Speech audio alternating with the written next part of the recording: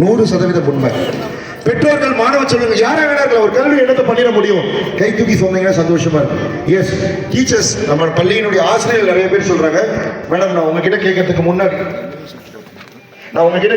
முன்னாடி பெற்றோர் ஒருத்தங்க இருக்காங்க, அவங்க சொல்லிட்டா ரொம்ப. ஆமா ப்ளீஸ்மா. ஒரு கல்வியால என்னத்தை பண்ணிட முடியும்? நான் வந்துட்டு மைசூர்ல இருந்தேன். நான் பிறந்த வீடு வந்து மைசூரு. நான் வந்து +2 வரைக்கும் தான் அங்கே முடித்தேன். அதுக்கப்புறமா டிஎட் முடித்தேன். கல்யாணம் ஆயிடுச்சு. தமிழ்நாடுக்கு வந்தேன். பிள்ளைங்கள் ஆயிடுச்சு. புருஷன் என்கிட்ட இருந்தாலும் கொஞ்சம் விளங்கிட்டாரு. 10 வருஷமா என்கிட்ட இருந்தால் விளங்கிட்டாரு. நான் அந்த எஜுகேஷன் பண்ணியிருந்ததுனால தான் அதுக்கப்புறமா லேப் டெக்னீஷியன் முடித்தேன் இங்கே தமிழ்நாட்டிலே. ஏன்னா நான் அங்கே படிச்சதுக்கு அப்புறமா பிள்ளைங்க ஆயிடுச்சு. என்னோட பிள்ளை இங்கே தான் இருக்கு. 2 பிள்ளைங்களும் இங்கே தான் படிக்கிறாங்க. அதுக்கப்புறமா லேப் டெக்னீஷியன் முடிச்சு, அதுக்கப்புறமா நர்சிங் முடிச்சு, இப்போ நான் வந்து சிங்கப்பூர்ல ஒர்க் பண்றேன். லீவ்ல வந்திருக்கேன். யாருக்காகன்னா என்னோட பிள்ளைங்களுக்காக எமர்ஜென்சி லீவ்ல வந்திருக்கேன். சிங்காங் ஜெனரல் ஹாஸ்பிட்டல் நான் ஒர்க் பண்றேன். மாசம் $1,800 மேல நான் சம்பளம் வாங்குறேன். நம்ம காசு வந்து 2,80,000 கிட்ட எனக்கு சம்பளம் கிடைக்கும்.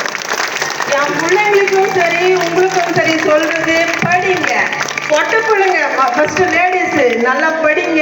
படிச்சுட்டு அதுக்கப்புறமா என்ன வேணாலும் பண்ணலாம். படிங்க நல்லா. நான் சொல்றது அவ்வளவுதான். தாய் எதுக்கு சொல்றேன்னு கேளுங்க. நான் சிங்கிள் பேரண்டா இருக்கேன். இன்னைக்கு என் பிள்ளைங்க ஒரு பிரச்சனைன்றதுக்காக நான் முன்ன யோசிக்கல சார். டிக்கெட் போட்டுக்கிட்டு ரிஸ்க் எடுத்துட்டு நான் வந்து இறங்கிட்டேன். இப்போ 1 மாசம் ஆயிடுச்சு. அடுத்த ஞாயிற்றுக்கிழமை நான் போய் வேலைக்கு ஜாயின் பண்றேன். Tanuja 7th standard, Vijay Darshan 6th standard. யாருமே இல்லைன்னு கூட வாழ வைக்கிறது நம்மளோட எஜுகேஷன். யாருமே தேவையில்ல நமக்கு. நம்மளோட படிப்பு இருந்துச்சுன்னா நம்ம என்ன வேணாலும் சாதிக்கலாம். என் தாய் விட 500 கிலோமீட்டர் தொலைவில் இருக்கு. நான் இங்க வந்து எங்க மாமனாரை நான் பாத்துக்கிறேன். என் பிள்ளைங்களை நான் பாத்துக்கிறேன். லட்சக்கணக்கு செலவு பண்ணிட்டு நான் இன்னைக்கு என் வீட்டுக்கு என்ன தேவையோ எல்லாத்தையும் பண்ணிட்டு நான் தூரத்தில் இருக்கேன். என் பிள்ளைங்களையும் நான் படிக்க வைக்கிறேன். ஃபர்ஸ்ட் படிங்க. அப்பா அம்மாவை ரெஸ்பெக்ட் பண்ணுங்க. எதுக்கு சொல்றாங்கன்னு கேளுங்க. நல்லா படிச்சுட்டு முன்னேறுங்க.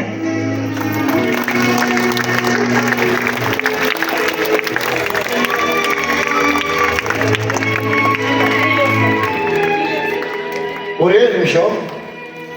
கிட்டத்தட்ட 14 வருஷமா கணவர் ஒரு பிரச்சனையை கணவரிடமிருந்து தள்ளி வந்து 14 வருஷமாகுது. 14 வருஷமா தனியா ஒரு பெண்ணாக இருந்து, அதுவும் சிங்க பெண்ணாக இருந்து குழந்தைகளை படிக்க வைத்துக் கொண்டிருக்கிறார். எந்த ஆணாலும் இப்படி இருக்காது. ஒரு ஆண் கல்யாணம் ஆன பிறகு முடியல அப்படின்னா, ஒய்ஃப் இல்லை அப்படின்னா, இறந்துட்டாவோ இல்லை விட்டுட்டாவோ உடனே இன்னொரு கல்யாணம் பண்ணிக்குவாங்க. ஆனா ஒரு பெண் அப்படி இருந்துக்கவே மாட்டாங்க. கல்யாணம் கொஞ்ச நாள் வயிற்றுல கரு இருக்கும் போது கணவர் இறந்துட்டா கூட அந்த வயிற்றில் இருக்கக்கூடிய கருவுக்காக வாழ்க்கையை வாழ ஆரம்பிப்பாங்க. அந்த குழந்தைகளை படிக்க வைப்பாங்க, காலேஜ் முடிக்க வைப்பாங்க, இன்னொரு கல்யாணம் பண்ணி வைப்பாங்க.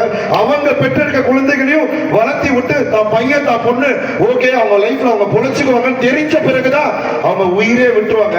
அது வரைக்கும் அந்த உயிரை கையில இறுக்கி பிடிக்க வச்சிருப்பாங்க.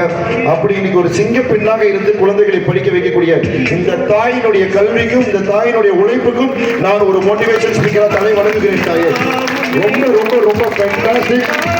அந்த அம்மா சொன்ன ஒரே விஷயம், பெத்த அப்பா அம்மா இல்லைன்னா கூட கட்டின கணவர் இல்லை என்றால் கூட, ஏன் பெத்த பிள்ளைங்க நாளைக்கு பார்த்துக்கோங்களா இல்லையான்னு தெரியாது. ஆனால் உயிருடன் பூமியில் இருக்கின்ற ஒவ்வொரு நாளும் நிரந்தரமான பேரு, புகழ், பணம், மரியாதை வாங்கி கொடுக்கக்கூடிய ஒரு விஷயம் இருக்கிறது என்றால் கல்வி மட்டும்தான் என்று இந்த தாய் சொல்லியது உண்மையிலே இட்ஸ் வெரி க்ளோஸ். ஒரு பயங்கரமான ஒரு ஹார்ட் டச்சிங். வாழ்த்துக்கள் அம்மா. ரொம்ப ரொம்ப சந்தோஷம். அம்மாக்கு நீ ஒன்னே ஒன்று பண்றாங்க. நீ போய் பெருசா சம்பாரிச்சு லட்சக்கணக்கில் கோடி அதெல்லாம் ஒண்ணுமே தேவையில்லை. ஒன்னே ஒண்ணு அம்மாக்கு பண்ணணும். என்ன தெரியுமா? நீயே சொல்ற என்ன பண்ணணும், என்ன பண்ணுவேன். அம்மாக்கு வந்து நல்லா படிச்சு பெரியாளாகி நல்லா முன்னாடி ஒழுங்கா பார்க்கணும். அம்மாவா ஒழுங்கா பார்த்துக்கணும். Okay good. தேங்க்யூ. வாழ்த்துக்கள். 7வது படிக்கிறீங்களா? சூப்பர். அம்மாவுடைய கஷ்டங்களை புரிஞ்சுக்கோங்க. மற்ற அம்மாக்கள் மாதிரி இவங்க கிடையாது. ரொம்ப தொலைவில் இருக்காங்க. 500 கிலோமீட்டர் தொலைவில், ரொம்ப தொலைவில் இருக்காங்களா. கடல் தாண்டி வந்து குழந்தைகளை பார்க்க வேண்டியது. தாயினுடைய கையில சாப்பிட்றது ஒரு பெரிய பாக்கியம். பட் எல்லாருக்குமே இறைவன் ஒரே சூழ்நிலையை கொடுக்க மாட்டாரு. உன் தாய் தாயாக மட்டும் இல்லை, தந்தையாகவும் சேர்ந்து உழைப்பதனால் தான் இவ்வளவு தூரம் போய் உங்களை நல்லா பார்த்துக்கணும்னு நினைக்கிறாங்க. ஒரு தாயாகவும் தந்தையாகவும் இருப்பதற்கு உங்களுக்கு பெரிய வாழ்த்துக்கள். நன்றிம்மா, நன்றி. God bless you. Thank you, thank you so much. Thank you. ஒரு கல்வி இதை ஏற்படுத்தி கொடுக்கும் அப்படின்றாங்க. ஆமா ப்ளீஸ்.